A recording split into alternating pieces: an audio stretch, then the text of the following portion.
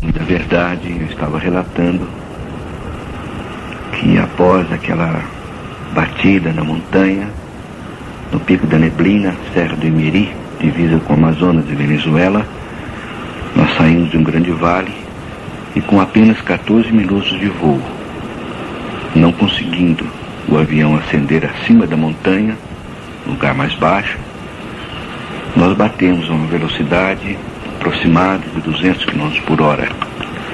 No avião estava eu, comandante Floriano, sua esposa e seu filho de 4 anos, chamado Mateus.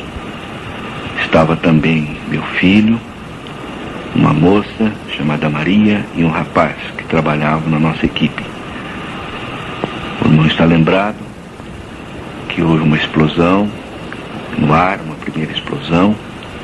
O avião voltou à sua frente, caiu de bico no chão, no meio das pedras, das árvores, no topo daquela montanha, cerca de 2.100 metros. E houve uma segunda explosão, o avião ficou de dorso. Neste momento eu passava a mão nos bancos aflito, pedia a Deus que nos guardasse ali, estava já queimado, sem enxergar direito, não ouvia a voz de ninguém, somente o barulho das explosões e do fogo. Consegui sair do avião, passando a mão à esquerda onde vi um vidro, saí cerca de 3 metros dali, escutei os gritos desesperados da Maria Helena, a esposa do piloto, que dizia: "Seu Osni, salva meu filho". Então consegui me levantar com a força que o senhor me dava ali, entrei no fogo, peguei aquela criança na mão da mulher, tirei para fora daquele grande fogo, voltei novamente, ajudei aquela mulher a sair, e estava desesperado, gritando pelo meu filho, clamando ao Senhor, quando vi o piloto Floriano tentando sair pela parte da frente do avião. Fui lá para ajudar ele a sair daquela posição, quando no meio do fogo eu ouvi a voz do meu filho, dizendo: "Pai, estou aqui". Ele estava saindo do meio daquela chama maior, tentando ficar de pé. Eu fui até ele, mas fiquei muito triste e muito surpreso, porque os seus braços estavam todos queimados, queimadura de 3º grau. Não havia pele mais nos seus braços. No braço esquerdo, na parte de trás, no antebraço, havia já buracos enormes, parecendo aquela parte branca do osso. Seu rosto estava queimado, machucado, suas pernas sangrando muito. Não havia cabelo na cabeça mais, uma parte do cabelo. E eu clamei muito a Deus, perguntei a ele pelo Roberto e pela Maria, os 2 companheiros que ainda estavam no avião. Ele me disse: "Pai, o Roberto está morto". E eu vi pelo lado direito que uma grande árvore havia entrado por aquele lado do avião, do corpo do avião que estava arrebentado, e havia entrado em sua barriga e havia cortado toda a barriga dele. Ele estava queimando ali naquela posição, já estava morto. Foi então que eu vi a moça, a Maria, saindo por aquele lugar que eu saí, mas ela estava queimada da cintura para cima. Ela tinha uma blusa de nylon e aquilo pegou fogo em tudo. Ela não tinha mais cabelo, parte da boca estava como derretida, a orelha, os olhos, a cintura toda, o busto, os braços, tudo em carne viva. E ela dizia que não podia respirar. E nós animávamos ela que ela procurasse respirar, mas acredito que o calor já havia feito contrações em seu pulmão. Nós deitamos ela ali, e naquela hora eu senti da parte de Deus uma força muito grande, porque sem olhar direito para o meu filho, sem olhar direito para aquela moça, nem para os demais companheiros ali, eu disse que iria procurar socorro. Eu não sabia para que lado eu ia, não sabia se estava do lado do Brasil, do lado da Venezuela. Eu não tinha certeza de nada, nem quantos quilômetros teria que andar, porque de Boa Vista até aquele local são cerca de 870 quilômetros, por sobre montanhas e matas, e pedras e rios, pequenos rios, e não existe nenhuma cidade, nenhuma alternativa para descer, nenhum campo. Assim eu peguei o pequeno Mateus no colo e já vi ali, e já senti ali a presença de Deus, porque o pequeno Mateus não tinha queimadura nenhuma, nem seu cabelo, nem seu rosto, nem seus bracinhos, nada quebrado, ele estava perfeito, apenas muito assustado, quase sem fala. Então, pegando o Mateus no colo, eu disse que iria procurar socorro. E a sua mãe, a Maria Helena, e o piloto, seu pai, o Floriano, estavam descalços, queimados, machucados, mas sentiam um desejo de ir comigo. Não houve despedida do meu filho, nem da Maria, nem de ninguém ali. Eu apenas me dirigi para o lado da montanha na descida daquela grande montanha, e comecei a caminhar no meio da mata, sem enxergar direito, carregando a criança e ajudando o Floriano e a esposa a andar um pouco. Andamos 800 metros. Eles não tiveram força de caminhar mais, e eu também não estava com força para ajudá-los mais. Aí achamos uma pequena água, tomamos um pouco de água, a sede era muita, e escutei um barulho grande de um rio e uma cachoeira, e o Senhor já me dava força para seguir para aquele lado. Quando chegamos lá perto, era um rio, a largura mais ou menos de uma rua e meia, um rio muito bonito, encascalhado, cheio de areia, muitas pedras, grandes, pequenas, tombos d'água de 2 metros, de 3 metros, de 4 metros, mas o barranco que ladeava aquele rio era muito alto, mais de 15 ou 16 metros de altura. Para descer ali, nós descemos escorregando o corpo, eu ajudando um pouco eles. Quando chegamos embaixo, tomamos mais água, e eles ficaram sobre umas pedras maiores, e não tinham força mais de caminhar, estavam sangrando bastante. Eu também não tinha muita força de carregar mais a criança, e nem ajudá-los. E eu olhei para aquele rio, e alguma coisa tocou muito forte em meu coração, porque eu senti do Senhor uma força que não é minha, mas uma força que me dizia para caminhar por meio daquele rio, nas partes mais rasas, de pedra em pedra. Eu disse para eles que eu ia buscar socorro. Eu não olhei no rosto de nenhum deles, também não podia enxergar direito. Ouvi a voz da mulher que disse: "Seus Ni, volte logo, pelo amor de Deus." E assim, com a perna direita machucada, com o braço também muito inflamado já, muito inchado, muito cheio de bolhas, sem enxergar direito, com o rosto batido, sangrando um pouco, eu comecei aquela caminhada porque senti alguém, senti uma força me dizendo que era para aquele lado.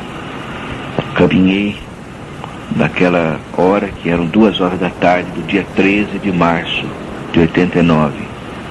Caminhei, caindo, levantando, caindo naqueles rebolhos d'água, nadando, voltando em cima. Muitas abelhas já estavam chegando em meu corpo por causa dos ferimentos, mas caminhei daquela forma que pude, e sempre pedindo a Deus: Senhor, me ajuda, Senhor, me guarda. Quando chegou a noite, uma noite tão terrível, porque a noite física, quando tudo está escuro na nossa frente, é muito grande a nossa apreensão, o nosso pavor. Mas ali eu não tinha outro recurso. Então chegou a noite e eu fiquei tentando subir no barranco, não conseguia, que era muito alto. Me sentei numa pedra próximo do barranco, no meio daquele rio, na beirada do rio, e me encostei numa outra pedra um pouco maior. E ali escureceu muito, e eu agarrava com os 3 dedos da mão direita naquela pedra e pedia: Senhor, me guarda, Senhor, me ampara, Senhor, me socorre, porque eu estou só do mundo, e aqui é só o Senhor para me dar o socorro. E naquela hora começou a ventar forte, relampear, e começou a chover muito forte também. E eu escutava o barulho da chuva caindo na pedra, e sentia a água já chegando até nos meus pés, e na minha canela, no meu joelho, e senti também que a água chegou na minha cintura. Naquele momento, eu não tinha mais força para segurar aquela pedra. Fiquei com muito pavor, mas pedi muito a Deus: Senhor, me ampara, Senhor, me ajuda, Senhor, me socorre. E assim foi que o Senhor me sustentou naquela pedra, porque Ele tem mostrado que é rocha forte na nossa vida. Quando amanheceu o dia, eu notei que só aquela ponta de pedra estava fora d'água, aquela que eu segurava. Da minha cintura para baixo, tudo estava cheio d'água ali naquela beirada e também no meio do rio. As abelhas já estavam voltando em grande quantidade. E eu senti muito medo. Quando a água baixou para baixo do meu joelho, eu me levantei mas o meu corpo estava todo forrado de abelhas. O rosto, cabelo, braço, as costas feridas, as pernas. E ali eu fiquei com muito medo que elas começassem a me atacar e que pudessem me matar. Porque eu já havia ouvido que às vezes abelhas começam a atacar um homem, um animal, e pode até haver uma morte. Mas o Senhor regula o nosso espírito. O Senhor tem um grande amor por nós.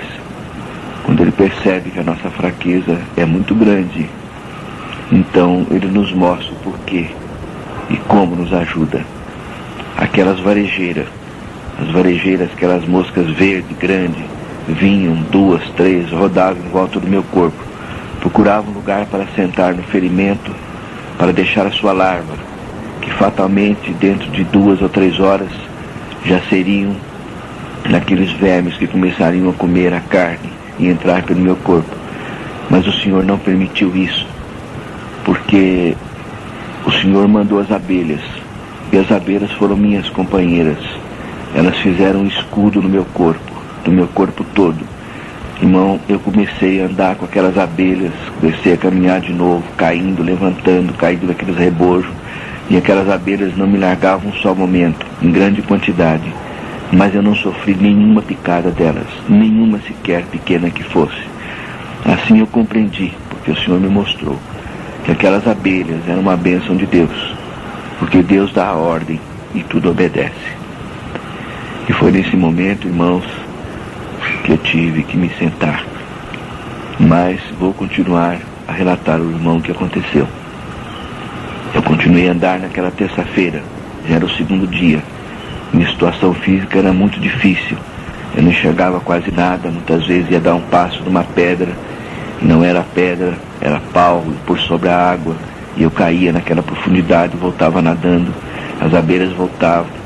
Quantas vezes eu caí, quantas vezes levantei, quantas vezes senti vertigem, quantas vezes senti faltar o ar, só Deus sabe.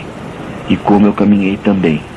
Às vezes eu penso, irmão, que muitas vezes não era eu realmente que dava aquele passo, mesmo tropeçando aqui e ali. Tenho certeza que a distância que eu andei, o Senhor muitas vezes me carregou sem eu perceber.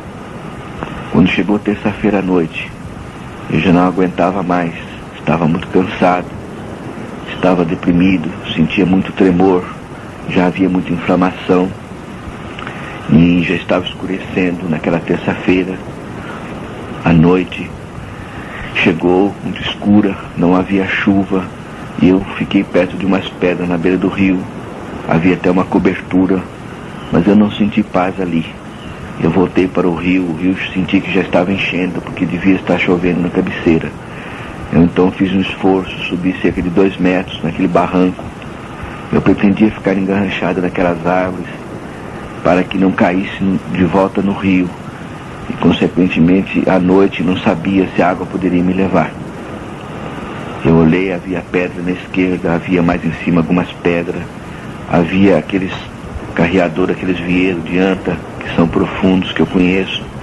Mas olhando assim à direita, mesmo enxergando pouco, eu vi uma grande árvore. Eu fui até ela. Ela ficava a 2,5 metros mais ou menos no barranco, subindo o barranco daquele rio. E havia 2 raízes, uma esquerda e uma direita. E aquela terra que descia no meio daquelas pedras, aquelas matas, aquelas árvores, fez ali uma base entre aquelas 2 raízes. Eu encostei minhas costas naquela árvore e me sentei. E quando eu me sentei, eu senti aquele cheiro forte, um cheiro de urina de animal. Eu senti que o chão estava quente ainda, senti que o capim estava amassadinho. E percebi ali que um grande animal devia estar aquela tarde toda deitado ali perto do rio. Com certeza uma grande onça, porque elas costumam ficar ali à espreita dos animais que vêm beber água no rio. À noite elas costumam andar bastante. Mas, irmãos, o Senhor regula o nosso espírito. Eu não tive medo, porque o Senhor não deixou que eu ficasse com medo. E eu fiquei ali e comecei a orar novamente ao Senhor, pedindo a Ele que me guardasse mais aquela noite, pedindo a Ele que guardasse meu filho, que não sabia como estava mais. Eu tinha visto ele muito machucado e sangrando. Pedi a ele que guardasse aquela moça que estava morrendo. Pedi que guardasse o Floriano, sua esposa, e aquela criança de 4 anos, que eu havia deixado lá em cima, próximo da cabeceira do rio. Irmãos, e pedi ao Senhor também que me guardasse muito, porque já estava ficando sem força. Eu sentia muito calafrio, já era febre, a cabeça muito ruim, eu sentia vertigens, eu tinha medo de desmaiar e não ver mais nada. E tinha medo também daquela noite muito escura, e não sabia onde eu estava. O sentido de solidão era muito grande. Foi nesse momento que o Senhor me visitou muito. Foi uma noite bonita na minha vida, porque eu não sei que hora da madrugada comecei a sentir um calor muito grande nos pés, e aquele calor foi subindo, foi tomando conta de meu corpo. Não era o calor do fogo do avião, era um calor gostoso, como alguém que chega com um cobertor e colega, e coloca esse cobertor em nós quando a gente é pequeno. Não, é uma coisa gostosa.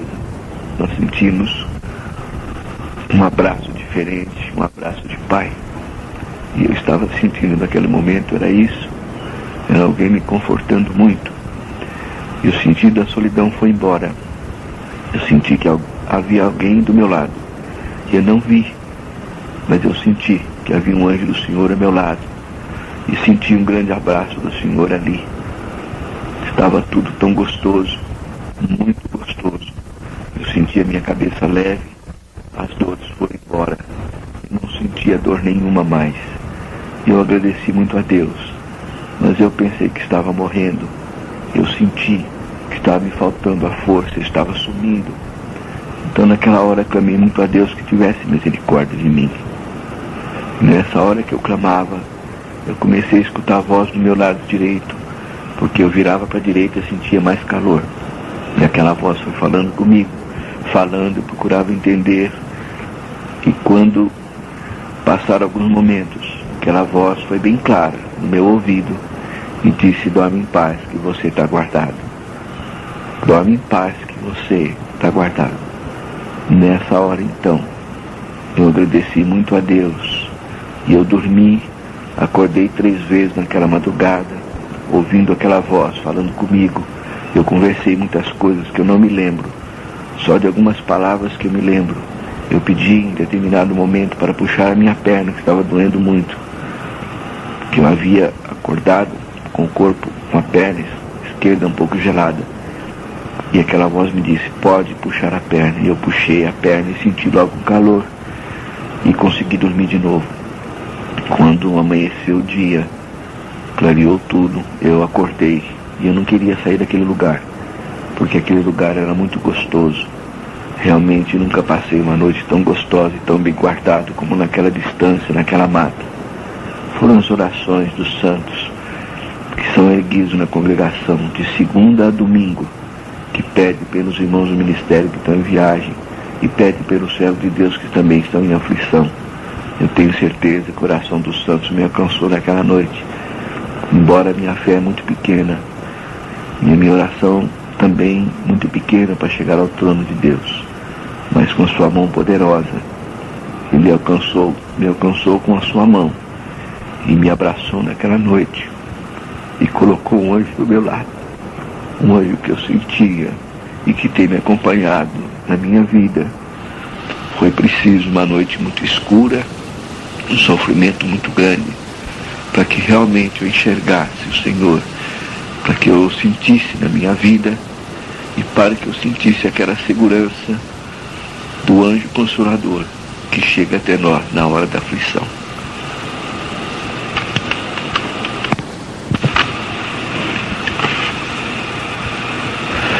Havia amanhecido o 3º dia, que era quarta-feira. As abelhas chegaram em grande quantidade, já tinham tomado o meu corpo, já tinham até tomado parte daquela árvore. Eu senti desejo de levantar e continuar a caminhar, porque é essa a ordem que o Senhor tinha me dado. Eu me levantei, eu tinha íngua na perna, eu não podia dar o passo. Eu escorreguei até o rio, tomei água, olhei para a frente do rio, enxergava muito pouco. mas senti ainda o desejo, aquele desejo que me acompanhava há 2 dias, de continuar caminhando e procurando socorro. Assim, irmãos, eu continuei caminhando naquela manhã de quarta-feira, aproximadamente 9 horas.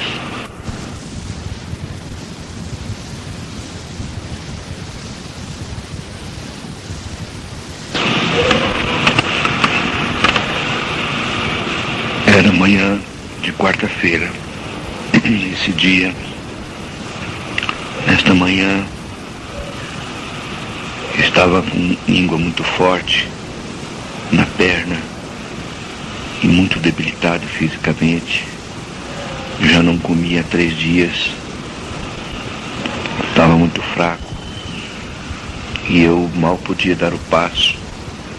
Então, caí muitas vezes, tanto ali entre as pedras daquele rio, como também em tombos d'água, como também tentando às vezes subir um pouco o barranco para dar a volta naqueles tombos mais altos da água.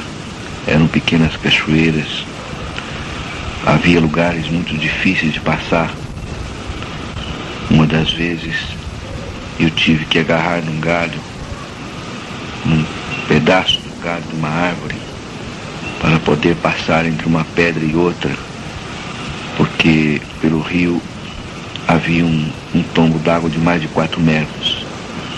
Nessa hora eu conseguia só pegar com a mão direita, porque a mão esquerda estava muito inflamada, muito cheia de bolha.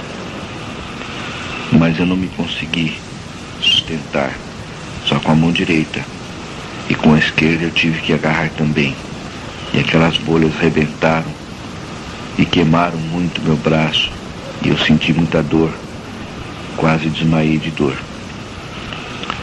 Mas, irmãos, não me é dado falar em testemunho esses pedaços daquela andança, porque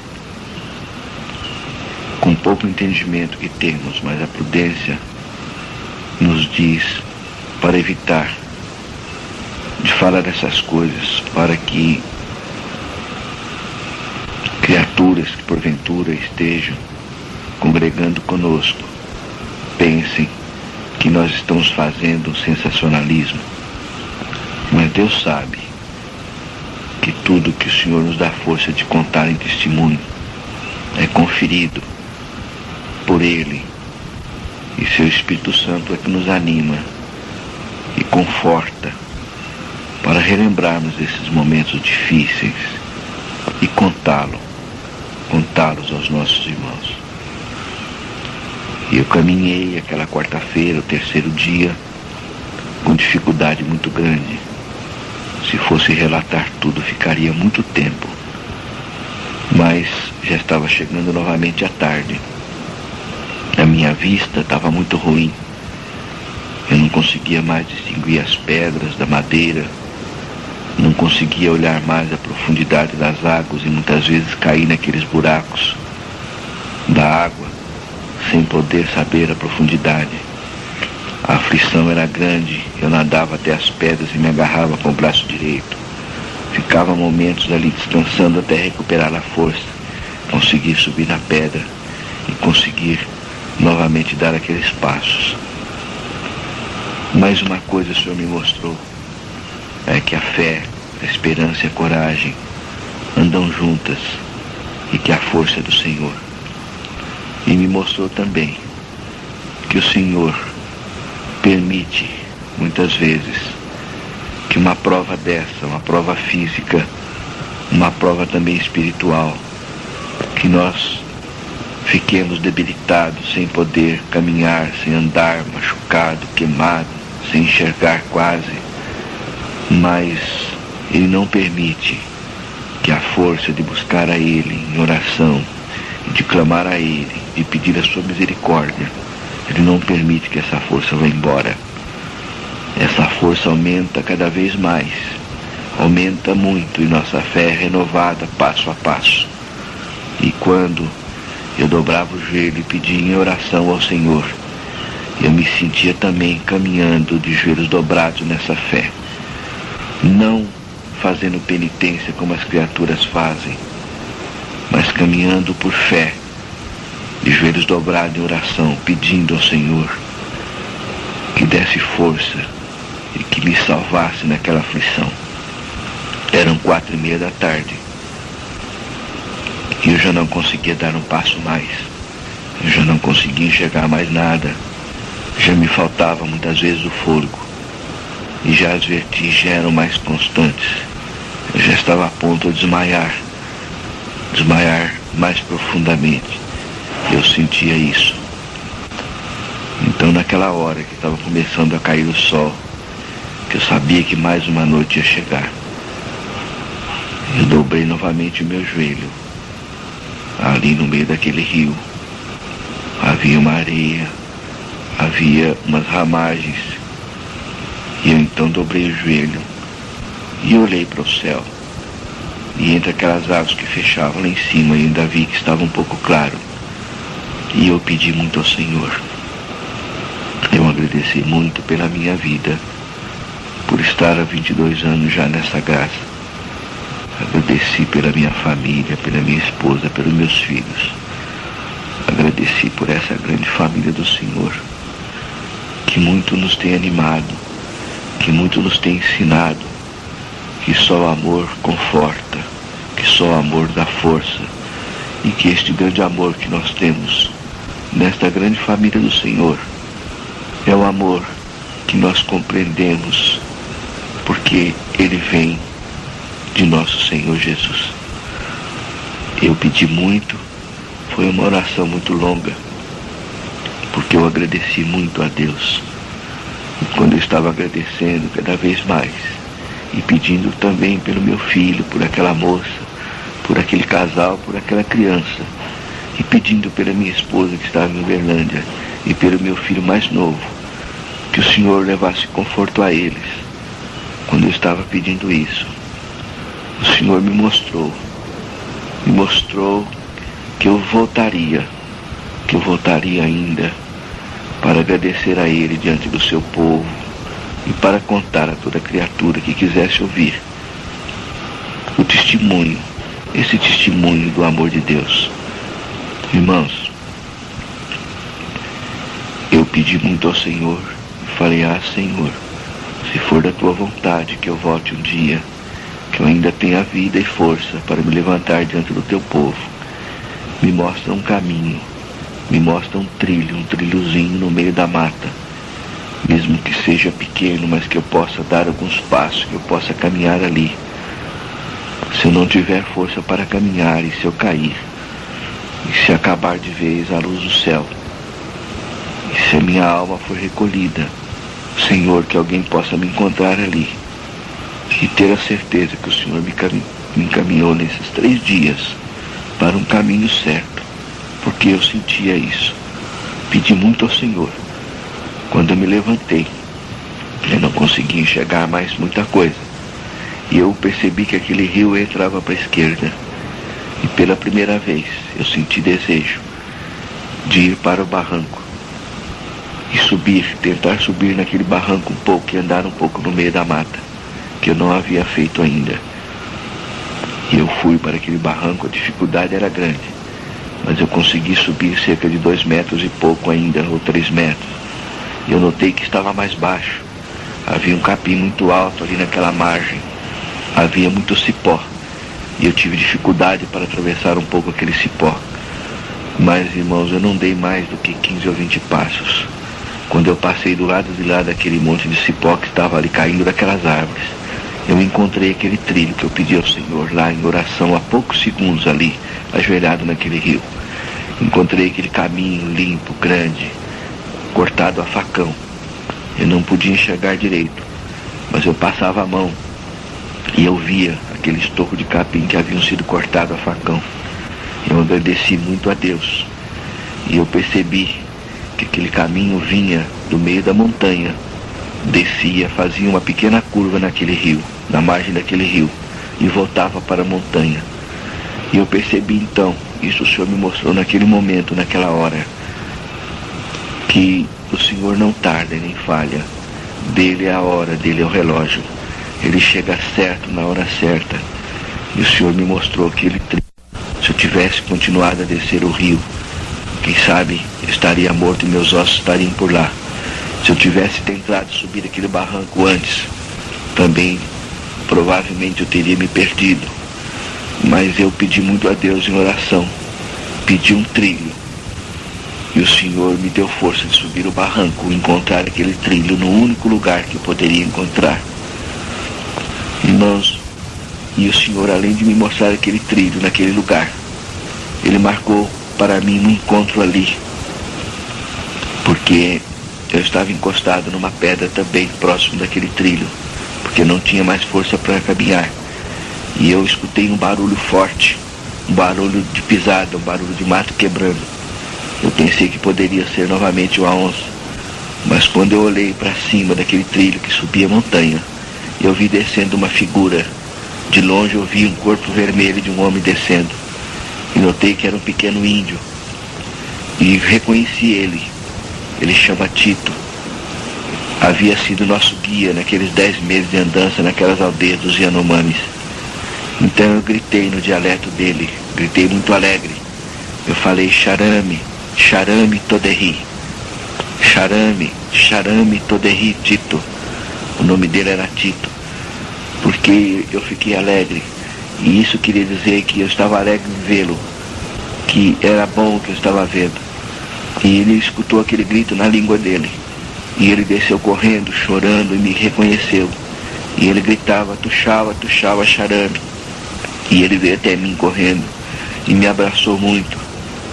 E eu senti também ali um abraço do Senhor, porque senti que o Senhor já estava me dando a salvação ali, estava me dando essa libertação dessa prova grande. E ele apontava lá para cima no trilho, apontava aflito e dizia muita coisa que eu não entendi.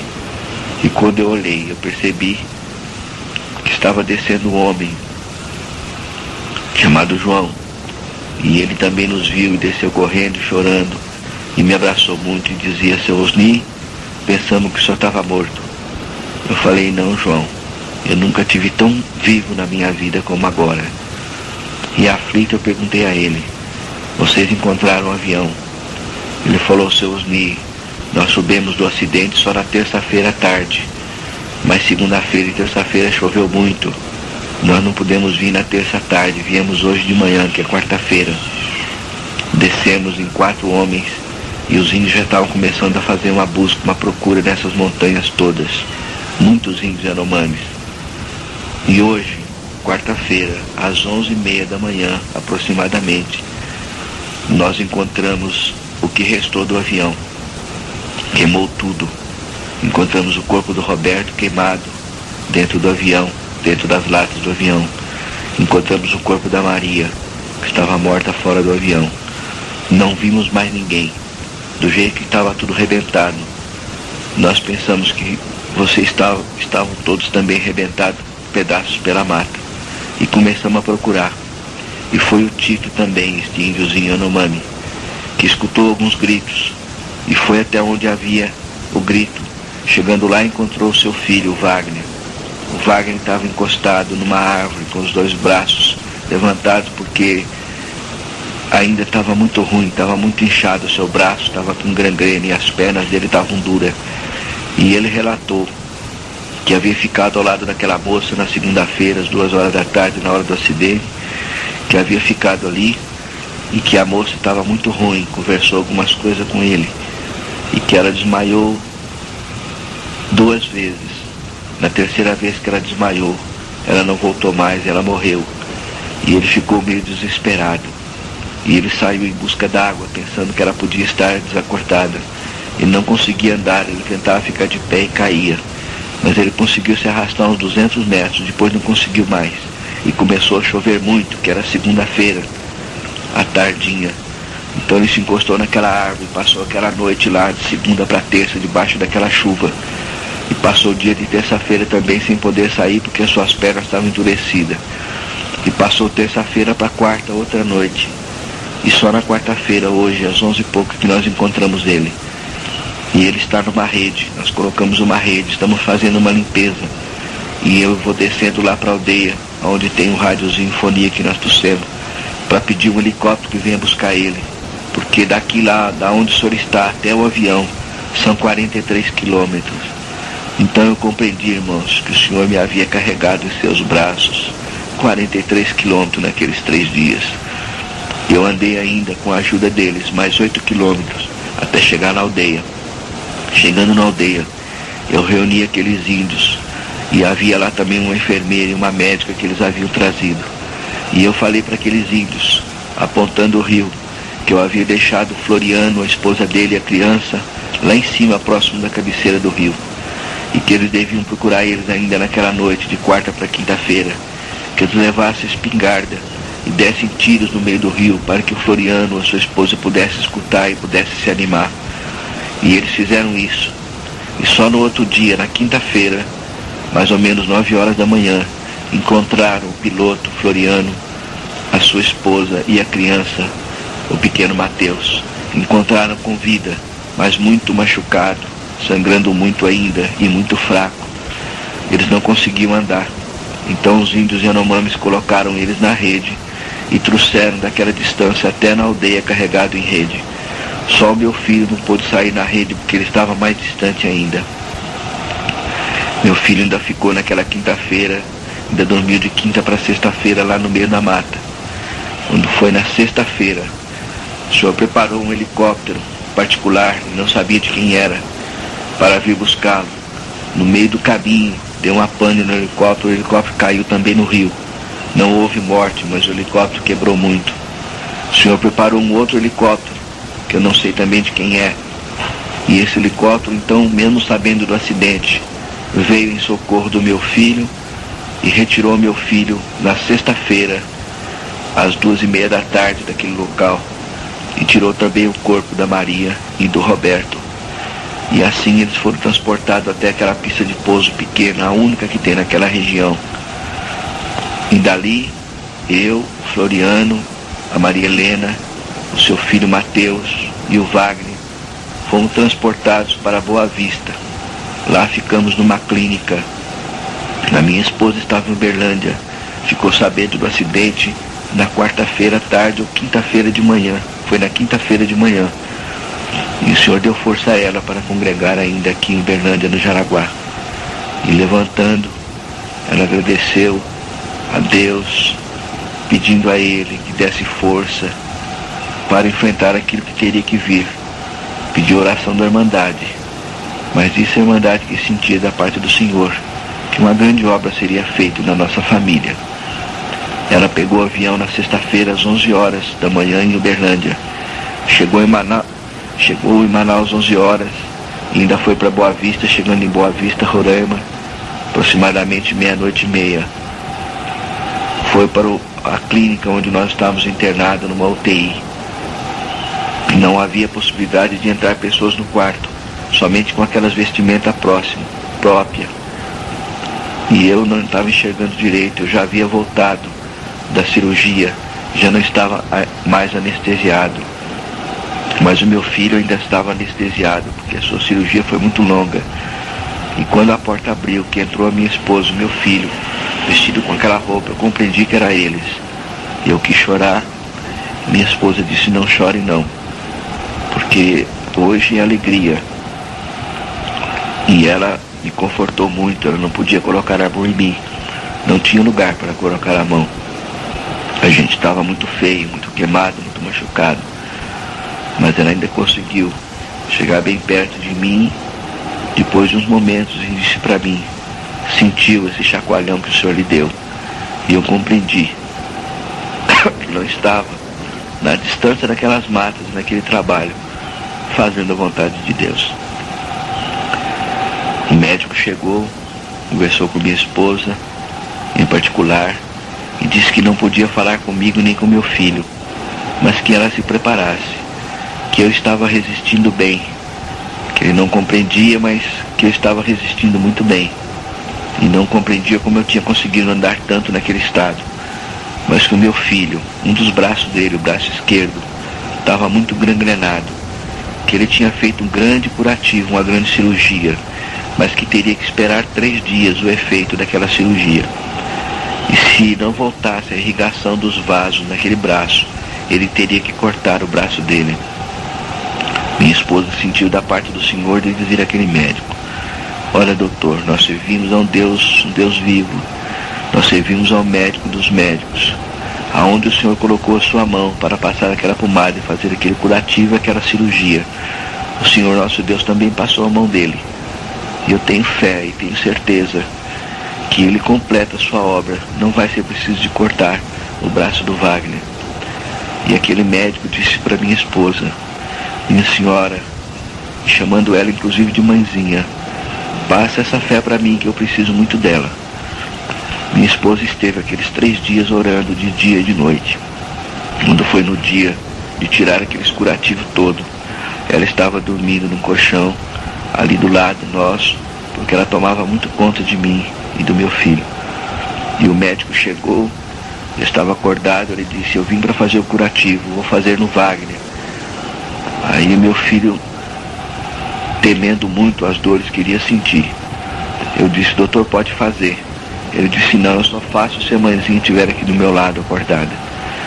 Eu disse a ele: doutor, ela está muito cansada. Ele disse: mas eu só faço com ela. E acordou a minha esposa. Começaram a fazer o curativo no braço do meu filho. Eu não aguentei escutar os gritos dele.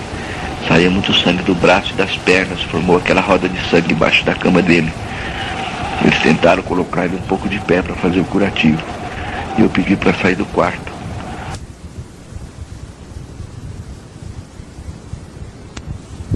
Minha esposa segurava a cabeça dele com as mãos. E o médico foi enxugando aquele sangue que caía, tirando aqueles pedaços de carne podre que saía.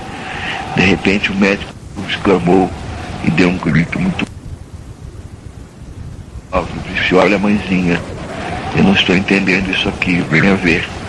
Já está formando carne no braço dele. Eu não vou precisar de cortar esse braço. Eu não compreendo isso, mas é um grande milagre que em 3 dias já esteja formando tanta carne nesse braço.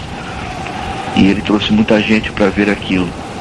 E ele pediu ao meu filho que suportasse mais aquela dor, mas que ele tinha que trazer um fotógrafo para fazer fotografia do braço dele. E veio o fotógrafo e tirou muitas fotos daquele braço, com flash, com aquelas luzes.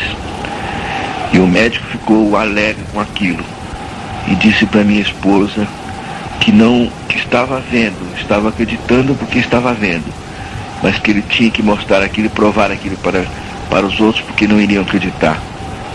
Assim, foram cerca de 18 curativos que foram feitos no meu filho e em mim. Quando a gente já estava restabelecendo, a minha esposa chegou para o Dr. Helder, aquele médico, e falou: doutor, aquelas fotos que o senhor tirou do braço do Wagner, eu gostaria de ter pelo menos umas 2 fotos. Ele falou: mãezinha, eu não sei explicar também. Aquele fotógrafo é muito bom e foi muito caprichado as fotos, mas acontece que tudo queimou. Não saiu nenhuma foto daquela, não saiu nada. E nós compreendemos também que a vontade de Deus era para que aquilo não fosse, que não servisse para vangloriar do médico, vanglória do médico, nem de nenhum homem. E nós servimos que aquilo foi para a glória de Deus, que nós contamos isso, mas isso tem que ser aceito pela fé, e não para que nenhum homem seja glorificado. Assim o Senhor completou essa obra. Nós ficamos ali mais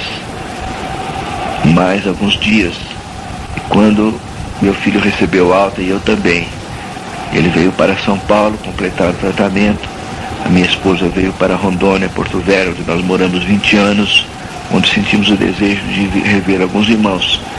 Eu ainda fiquei em Boa Vista e senti da parte de Deus o desejo de voltar àquela aldeia. Peguei um aviãozinho menor que aquele ainda, não com coragem, mas com fé em Deus. Coloquei ali algumas redes, cerca de 70 redes, e voei novamente 3 horas no meio daquelas montanhas até descer naquele campo. Levei aquelas redes para aqueles índios, atravessei aquele campinho, dobrei meus joelhos lá no pé daquela grande serra e agradeci a Deus novamente por ter me salvo a vida ali e por ter mostrado quão grande é seu amor. Aí me senti satisfeito e retornei a Boa Vista. De Boa Vista passei por Porto Velho, vim para Uberlândia, continuei o tratamento em Uberlândia, em São Paulo, onde congreguei por diversas vezes e onde o Senhor tem permitido que eu continue congregando em muitas regiões onde não havia ainda conhecido a Irmandade.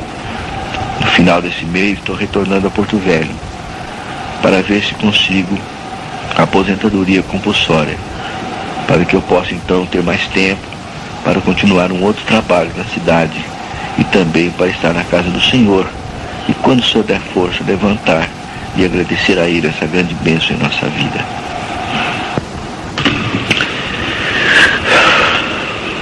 Por essa razão, é mais um motivo que me deu força para gravar essa fita, enviar ao Senhor, para que o Senhor possa escutar, prezado irmão José, também que a sua família possa ouvir, e os irmãos que estão ouvindo, aos quais eu também envio a minha saudação com a paz de Deus.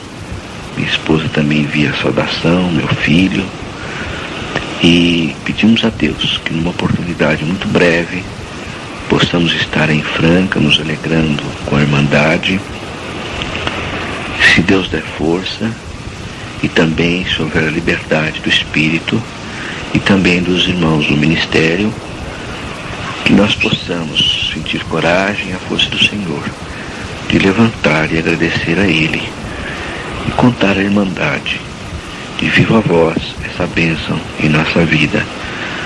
Sobre a ocorrência em Guará, nós ficamos um pouco tristes, não por nós, pelo fato de nós termos a necessidade de ficar em paz e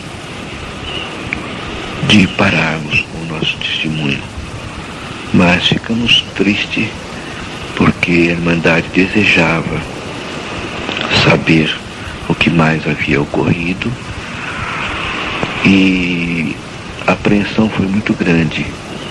Os irmãos estiveram em casa do irmão Renzo, pediram que eu ficasse para congregar numa outra noite, mas eu senti que a oportunidade tem que ser preparada por Deus.